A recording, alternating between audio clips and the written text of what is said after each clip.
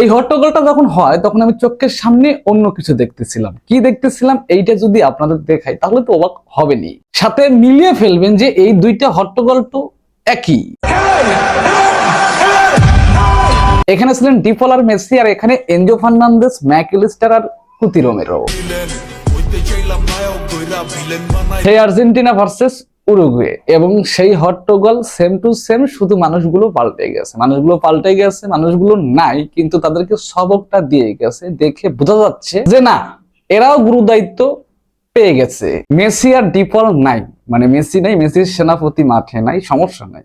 এরা দেখেন পরিস্থিতিটা দেখেন, মানে একটু সহানুভূতি দেখাচ্ছে না। জাস্ট তারা যেমনটা ব্যবহার করতেছে সেম টু সেম এরাও করতেছে। মানে তারা যে নাই, খেলার মধ্যেও ঘাটতি রাখেন নাই, এবং অন্যান্য সময় প্রতিবাদ করার সময় ঘাটতি রাখেন নাই যে তারা নাই, আমরা একটু ভয় করব কিংবা একটু বিনয় হয়ে চলবো। না, নাই কি হয়েছে, হিসাবটা হচ্ছে আমরা তো আছি। এই আমরা তো আছি এই হিসাব করে মাঠের মধ্যে তারা না থাকা সত্ত্বেও মাঠে করে ফেলছে এই পরিস্থিতি।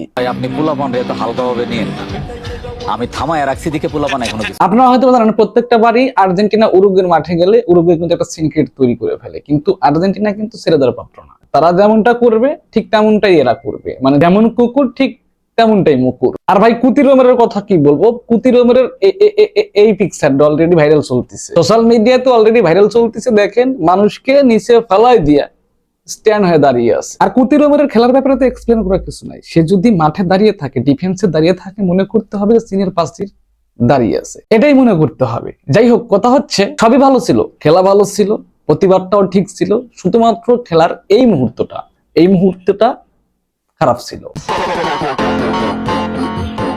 গোনজালেস এটা কিন্তু ভাই এক্সপেক্ট করতে পারিনি, আমরা নিজেরা এক্সপেক্ট করতে পারিনি। এবং গোনজালেস কিন্তু বলটাকে জাস্ট ঘুরানোর জন্য পাটা সামনে দিচ্ছে, ওই মুহূর্তে যায় ওই প্লেয়ারটা সরাসরি যা মাথা ওখানে, মানে একদম পুরো শরীরটা ওখানে নিয়ে গেছে, যাওয়ার পরে গোনজালেসের পা এই সীমান্তে লাগছে, এবং এটা লাল কার্ড। কিন্তু বিশ্বাস করেন গোনজালেস তো এটা এক্সপেক্ট করতে পারিনি যে এমনটা হবে। বেচারা তো অবাক যে আমার দ্বারা এটা কি হলো। কিন্তু সবচাইতে বড় সমস্যাটা এটাই হলো, বেচারা কিন্তু সামনে ম্যাচে নামতে পারবে না।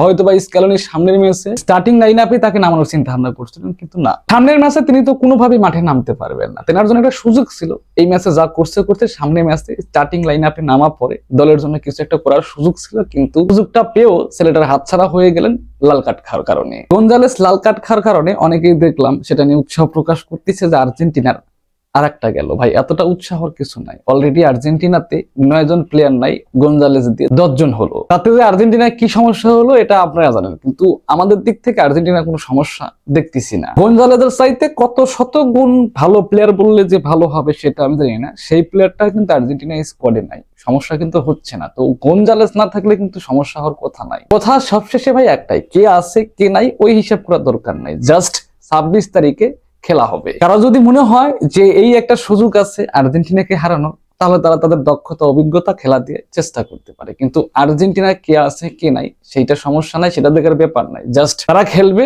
এবং সেটা জয়ের জন্য। কেউ যদি চেষ্টা করে পারে তাহলে আর্জেন্টিনার জয়টা ছিনিয়ে নিতে পারে। আর গাইস, আজকে আমার ভিডিওটা কিন্তু এখানে শেষ হবে। দেখা হচ্ছে তাহলে পরবর্তী এপিসোডে, এবং পরবর্তী এপিসোডে দেখার আগ পর্যন্ত সবাই ভালো থাকবেন, সুস্থ থাকবেন। ধন্যবাদ।